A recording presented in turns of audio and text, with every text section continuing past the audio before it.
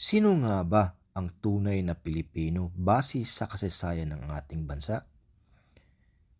Ito nga ba na isinilang lumaki at nanirahan sa Pilipinas o ito?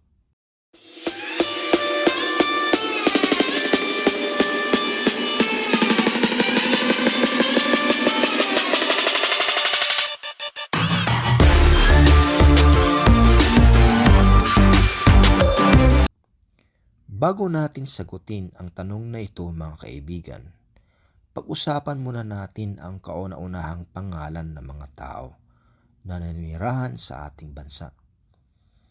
Ayon sa ebidensya at talaang nakulikta sa archive ng kasaysayan ng Pilipinas, ang sinaunang pulo ng Pilipinas ay minsang pinamahalaan ng magkakaiba at hindi nagkakaisang mga islang kaharian. Kasama sa mga kaharian na ito ay ang kaharian ng Tondo, Namayan, Rahanate ng Sugbo na Cebu na ngayon, Butuan sa Mindanao, at iba pang punong-punuan ng pamahalaan sa kapuluan ng Pilipinas bago pa man dumating ang mga Espanyol. Sa madaling salita, hindi pa tayo nagiging bansa. Kanya-kanya ang ating kaharian, lahi at tribo. Sa salaysay ng mga historiador tulad nila Nick Joaquin at Teodoro Agoncillo, nung dumating ang mga Kastila sa Kabisayaan, ang mga tao sa Kabisayaan ay may kanya-kanyang titulo o pangalan. Ang tumao ay ang mga royal nobility, mga may matataas na posisyon sa lipunan. Ang timawa o tigwa naman ay ang mga mandirigma na may kahintulad ng mga mandirigmang Maharlika sa Luzon. At ang mga buhayon naman ay mga karaniwang tao o alipin. Pero nang nasakop na tayo ng mga Kastila at napasailalim na tayo ng kanilang kapangyarihan, isa lang ang tawag nila sa atin, kundi mga Indios o mga nitibo ng Islas Filipinas. So ang tanong mga kaibigan, sino nga ba ang tunay na Pilipino base sa kasaysayan? Hindi nanggaling sa atin ang pangalang Pilipino. Hindi natin nilikha ang pangalang iyon para sa ating pambansang pagkakakilanlan. Ayon sa ating kasaysayan, na maanggisays ang ng mga Espanyol ang pulo ng Pilipinas, ang terminong Pilipino ay tinutukoy lamang sa mga buong dugong Espanyol na ipinanganak sa Pilipinas at hindi sa lokal, Indios o katutubong naninirahan ng bansa. Maraming nagtatanong mga kaibigan, ano nga ba ang kaibahan ng Filipino at Pilipino? Ang Pilipino ay Hispanized o Anglicized na paraan ng pagtukoy sa kapwa-tao at wika sa Pilipinas. Sa kabilang banda, ang Filipino naman ay kung paano ang lahi natin kung tatawagin na mula sa Philippines o Pilipinas. Tumutukoy ito sa ating sarili o sa ating pambansang wika. Nakakalito nga kung isipin, kaya noong dekada 70 ay binago ito sa Filipino upang makilala ang tunog na F na mula sa PH o Filipinas na mula sa Espanyol. Ang mga taong nagsasalita ng Ingles ay hindi makakaisip ng anumang kakaiba na nais nilang tawaging mga Pilipino, tulad na lang halimbawa ng Pilipinas. Kaya't ginamitan ito ng aldaba ng Filipino kahit na ginagamit pa rin nila ang English na Pilipinas upang sumangguni ang bansa mismo. Base sa ulat ng ating kasaysayan, ang mga Espanyol na ipinanganak sa Pilipinas ay unang tinatawag na Pilipino.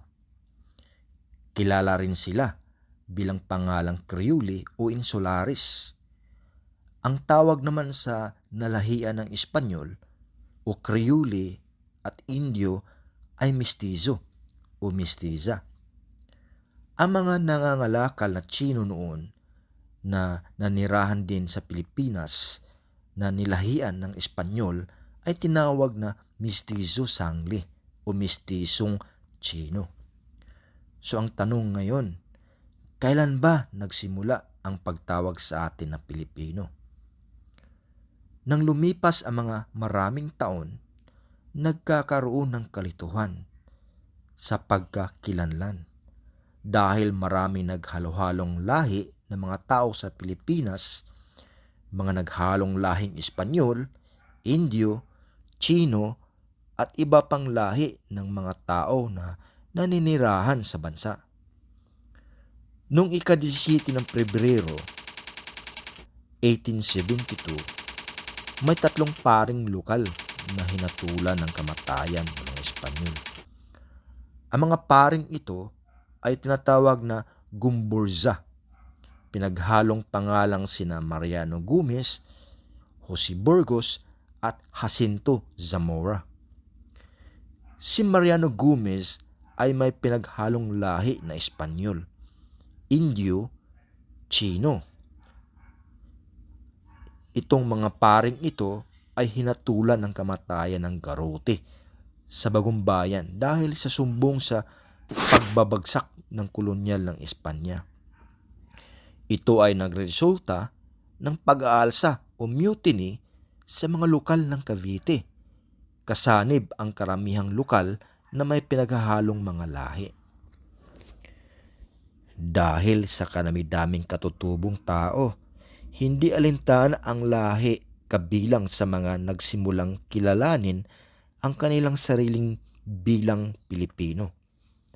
Ang pag-aalsa noong 1872 hanggang 1898 ay nag-uudyok sa panahon na may sa katuparan ang isang pangkaraniwang pambansang pagkakakilanlan at maitatag ang katagang Pilipino upang mailapat sa lahat ng mga nirahan ng bansa. Pero katunayan, ang pangalang Pilipino ay nagiging plagiarized o kopya lamang ito upang pangalanan ang ating pambansang pagkakakilanlan na nag-umpisa sa naturang mga taon hanggang ngayon.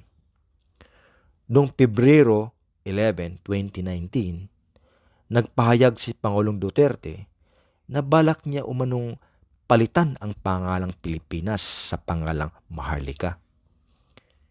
Ito ay base sa pagsang-ayon niya sa plano ng yumaong Ferdinand Marcos na palitan ang pangalan ng bansa mula sa Pilipinas patungong Maharlika. Noong 1978, ang dating senador na si A.D. Ilardi ay nagsampa ng Parliamentary Bill 195 na naghahangad na palitan ang pangalang Pilipinas sa Maharlika. At noong Hunyo 2017, si Magdalo Representative Gary Alejano ay nagsampa rin ng isang panukalang batas na naghahangad na likhain ang isang komisyon na magbabago sa pangalan ng Pilipinas. Sa ilalim ng House Bill 5867, iminungkahi ni Alejano ang paglikha ng isang Geographic Renaming Commission na pag-aaralan ang posibilidad na palitan ang pangalan ng ating bansa. Sinabi ng mambabatas ng posibleng pangalan ay dapat naangkop na tugunan at tukuyin tayo bilang isang tao at bansa. Sinabi ni Alejano ng pagpapalit ng pangalan sa bansa ay makakaalis sa mga ito ng mga palatandaan ng kolonyalismo, magtatatag ng pambansang pagkakakilanlan at tukuyin kung paano ang bansa, tao, pambansang wika ay tatalakayin sa internasyonal. Sinabi niya na maraming mga bansa na dating mga kolonya ay bumalik sa kanilang dating pangalan na pre-kolonya dahil binigyan sila ng isang pambansang pagmamataas at pagkakakinanlan bilang isang malayang tao. So mga kaibigan, kung sakaling maipasa ang panukalang batas na baguhin ang pangalang Pilipinas sa posibleng pangalang Maharlika, siyempre naman, tayo ay tatawagin din ng Maharlikan at hindi na Pilipino. Ang malaking tanong, papayag ka ba, kaibigan?